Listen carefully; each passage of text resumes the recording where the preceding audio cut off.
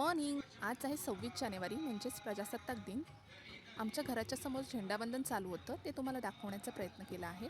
लहानपणी शाळेमधलं झेंडावंदन खूप भारी असायचं. ते कडक निळवाले इस्त्री करून घातलेले कपडे खूप भारी होते ते दिवस. असो, आज मी सकाळ सकाळ आवरून आलेली आहे घराजवळच्या एका फिश शॉपमध्ये, जिथे ताजी मासळी तर मिळतेच, सुरमई, पापलेट, बांगडा, कोळंबी, काय तुम्हाला हवं ते तुम्ही इथे तुमच्या हाताने घेऊ शकता. सकाळ सकाळ ग्राहकांची सुद्धा खूप गर्दी असते. काही लेडीज इथे फिशच्या रेसिपीजवर चर्चा करताना दिसत आहेत.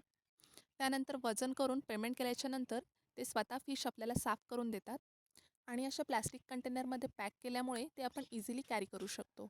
आय होप की फिश शॉपच्या मिनी ब्लॉगमध्ये तुम्हाला मजा आली असेल. अशा गडबडीत ही ताजी मासळी निवडण्याचा माझा अनुभव खूप छान होता.